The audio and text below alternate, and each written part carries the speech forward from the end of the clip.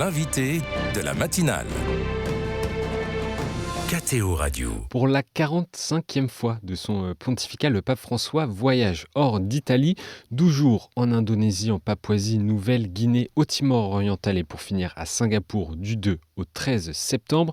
Le Saint-Père est arrivé à Jakarta, la mégalopole indonésienne, il y a quelques minutes. Peut-être que vous l'avez suivi sur KTO TV. Quels sont les enjeux de ce voyage le plus long de son pontificat? Philippine de Saint-Pierre est avec nous pour nous donner quelques clés d'analyse. Bonjour Philippine. Bonjour Maxence. Merci d'être présente ce matin. Pour les auditeurs et les auditrices qui ne vous connaissent peut-être pas, je rappelle que vous êtes journaliste accréditée permanente au Vatican. Alors, pour ce voyage, 4 pays, 4 fuseaux horaires différents. C'est un voyage exceptionnel à plus d'un titre. Oui, c'est le voyage de toutes les hyperboles, plus de 32 000 kilomètres, 44 heures de vol pour le pape François dans les 10 prochains jours, dont 4 heures en hélicoptère pour se déplacer à l'intérieur de la Papouasie-Nouvelle-Guinée. Vous l'avez dit, plus d'une quinzaine de discours et 2 continents, l'Asie et l'Océanie. L'Océanie, c'est la première fois pour le pape François. Et tout ça à 3 mois de son 88e anniversaire. On sait qu'il a eu quelques pépins de santé en début d'année. Mais si le pape a choisi de faire ce voyage, c'est qu'il se sent capable de le faire. En même temps, le cardinal Taglé, qui est le pro-préfet du Dicaster pour l'évangélisation, a souligné, qui est lui-même asiatique, il est philippin, a souligné qu'il ne fallait pas voir d'abord un tour de force dans ce voyage, comme si François essayait de prouver quelque chose, qu'il était capable de réaliser tous ces records, mais plutôt une manière, a-t-il dit, très, très humble, de se mettre au service de la mission, au détriment de son confort personnel. Il y a un agenda du voyage qui est un petit peu aménagé quand même, quelques rencontres le matin, une grande sieste et puis des rendez-vous en fin de journée. Néanmoins, il faut s'adapter aussi au décalage horaire qui va être de plus en plus important à chaque étape. Et il est arrivé aujourd'hui, son programme était assez léger aujourd'hui pour qu'il puisse se reposer. Alors, on l'a dit, il vient d'arriver il y a moins d'une heure, aux alentours de 6h30. La cérémonie d'accueil était à suivre KTO TV. Pourquoi débute-t-il par l'Indonésie, premier pays musulman au monde? Justement parce que c'est le premier pays musulman au monde probablement, mais avec une énorme particularité. L'Indonésie, il faut comprendre, nous, on dit un pays, pour nous c'est clair, c'est un territoire, il y a des frontières autour, etc. Alors c'est le cas au plan géopolitique, mais l'Indonésie c'est 17 500 îles, avec deux frontières, l'océan Indien, l'océan Pacifique, et une extraordinaire diversité de peuples, de langues, de cultures, et bien sûr de religion. Alors oui, c'est le premier pays musulman au monde en nombre de musulmans. Ils sont 90% de la population à peu près. Il y a 3% de catholiques, presque 6% de protestants. Mais ce qui est très particulier, c'est que la devise du pays, c'est l'unité dans la diversité. Et que la constitution même du pays, elle prévoit que selon leur appartenance religieuse, chacun contribue à l'unité du pays et à construire le bien commun. Et il y a donc une forte tradition de dialogue interreligieux, au point d'ailleurs qu'entre l'immense mosquée, qui est la plus grande d'Asie du Sud-Est, la mosquée de Jakarta, la mosquée Istiklal, et la cathédrale, qui se trouve sur la même place à peine une centaine de mètres, il y a un tunnel qui relie les 2 bâtiments, le tunnel de l'amitié, qui sera d'ailleurs inauguré, entre guillemets, par le pape François. En même temps, il ne faut pas tout peindre en rose, parce qu'il y a quand même des îles dans cet immense archipel où il y a un islam beaucoup plus rigoriste qui est en train de se mettre en place depuis quelques décennies. Il y a aussi des problèmes de terrorisme, de violence islamiste. Il y a eu plusieurs attentats qui ont visé les chrétiens au cours de ces dernières années. Le gouvernement a d'ailleurs indiqué qu'il en a déjoué 2 ces derniers jours qui concernaient le moment de la venue du pape François. Donc le dialogue interreligieux en tout cas marquera son voyage en Indonésie, et vendredi prochain le souverain pontife se rendra ensuite en Papouasie-Nouvelle-Guinée, un tout petit pays situé à l'extrême est de l'Indonésie. Pourquoi a-t-il choisi de s'y rendre ? Alors d'abord vraisemblablement parce qu'il a rencontré un prêtre missionnaire qui lui a parlé de son existence un peu aux confins du monde, il faut le dire. Et on sait que la dimension humaine joue beaucoup. Manifestement, ce prêtre a su convaincre le pape si attentif à manifester sa présence auprès des périphéries, auprès de ceux qui ne sont pas au centre du jeu, d'une certaine manière, de dire oui, ceux-là, je vais aller les voir. En même temps, il y a des enjeux en Papouasie-Nouvelle-Guinée qui sont très importants pour François. François, hein, à commencer par la préservation de la maison commune, la question de la relation avec la nature. C'est la plus grande biodiversité au monde, la Papouasie-Nouvelle-Guinée. Donc, c'est une forêt équatoriale absolument incroyable. Et en même temps, avec là aussi des enjeux de préservation qui sont très importants. Des enjeux culturels aussi, le choc entre la culture primitive et la culture numérique et le risque d'une dilution dans cette culture numérique. Donc des sujets qui sont finalement assez habituels chez François et qui expliquent eh bien pourquoi aussi il va se rendre en Papouasie. Préservation de la planète et des biens communs. Après 3 jours en Papouasie-Nouvelle-Guinée et une rencontre avec les jeunes qui va ponctuer son passage en Papouasie, le pape se rendra au Timor oriental, au sud cette fois-ci de l'Indonésie à partir du 9 septembre. Ce sera d'ailleurs sa première apparition sur le continent océanien, vous l'avez dit. Alors la particularité du Timor, c'est que pour le coup, c'est le premier pays catholique du monde.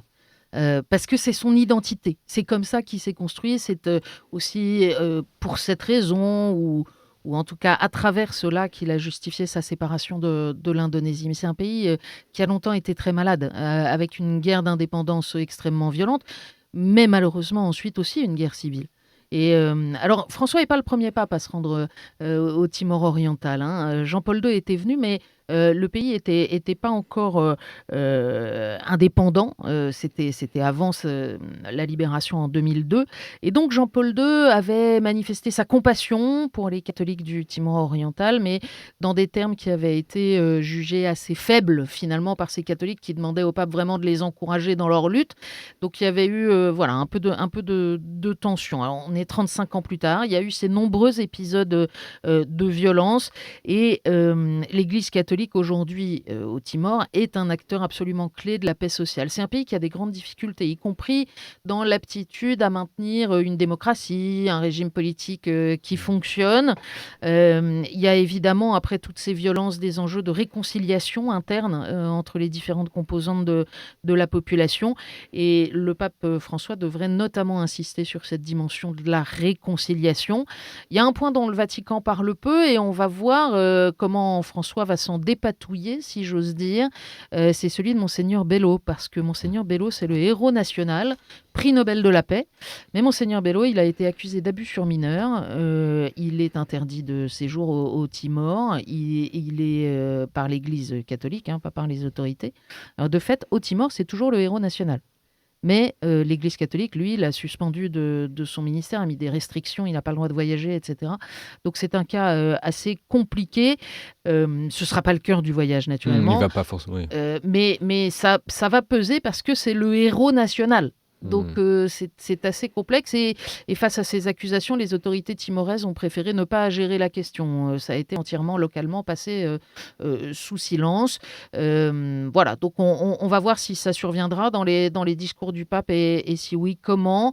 En tout cas, il y a un enjeu majeur de réconciliation et de compréhension du catholicisme dans la manière de se mettre au service de l'autre et pas uniquement comme une identité politique qui a été évidemment majeur dans le processus d'indépendance du Timor.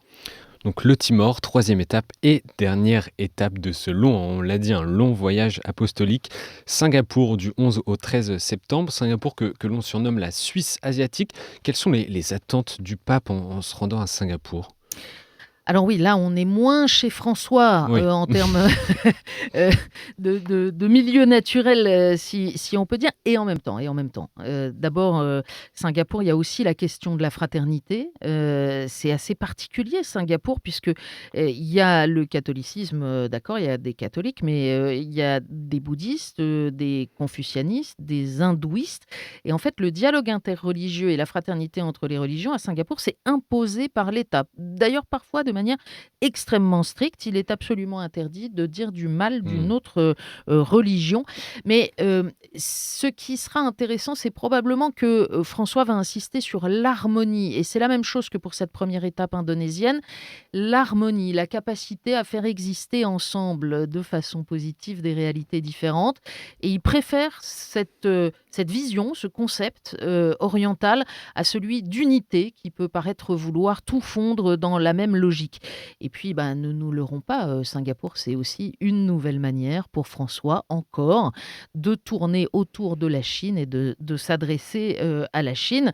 C'est une des plus grandes communautés de la diaspora chinoise, évidemment, et près de 75% de la population est d'origine chinoise. Donc, bien sûr, ça fait partie de la logique de ce déplacement. Des enjeux diplomatiques également. Alors, ce voyage en Asie du Sud-Est et en Océanie, Philippine de Saint-Pierre, avait initialement été programmé en septembre 2020.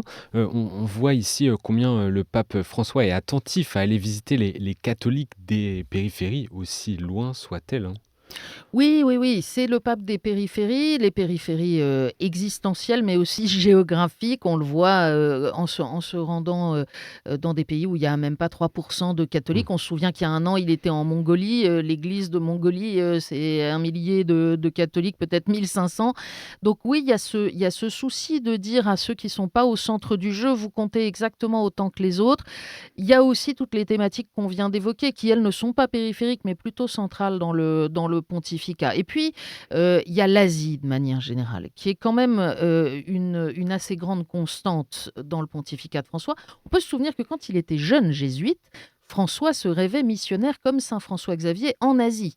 Et sa santé lui a pas permis de vivre cette vie-là, mais il y a cette conscience qu'il y a là un enjeu pour l'avenir du monde et pour l'avenir de l'Église. On dit toujours oui, les catholiques sont ultra minoritaires en Asie, et c'est pas faux. En même temps, oui, 1% de Chinois ou 2% de Chinois, ça fait beaucoup plus de catholiques que les catholiques français, vous voyez, par exemple. Mm. Donc c'est une question de proportion aussi. Oui, bien sûr, ils sont minoritaires. Le pape vient comme successeur de Pierre, il vient encourager ces églises à être missionnaires, à vivre de l'évangile. Il vient leur donner son appui. Il vient aussi soutenir cette idée que différentes composantes, différentes religions, différentes ethnies, différentes cultures peuvent coexister en harmonie, ce qui est peut-être plus immédiatement perceptible dans des cultures asiatiques que dans des cultures occidentales, disons, plus cartésiennes. En tout cas, c'est le message qui veut faire passer. Une dernière question, Philippine de Saint-Pierre. On a évoqué bien sûr la longueur de ce voyage. À 87 ans, bientôt 88, quelles conséquences ce si long voyage peut avoir sur la suite de son pontificat? Écoutez, peut-être de la fatigue, mais Ouais, certainement ça c'est... aussi de l'ouverture et la poursuite de cet axe missionnaire vers l'Asie, avec ensuite d'autres voyages à venir. On pense à la Belgique, au Luxembourg, mais aussi Fin au septembre, synode, ouais. à l'ouverture de l'année sainte, au grand jubilé. Le lien, en tout cas, avec les catholiques d'Asie est important, et François vient là le nourrir. Merci beaucoup, Philippine de Saint-Pierre. Un voyage en Asie du Sud-Est et en Océanie à suivre sur KTO TV et KTO Radio, bien sûr.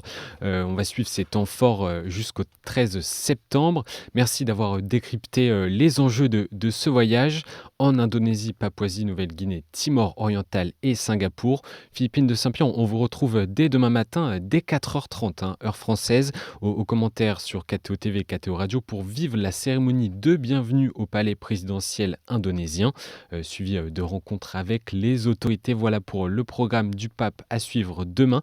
Bonne journée, Philippine. Bonne journée.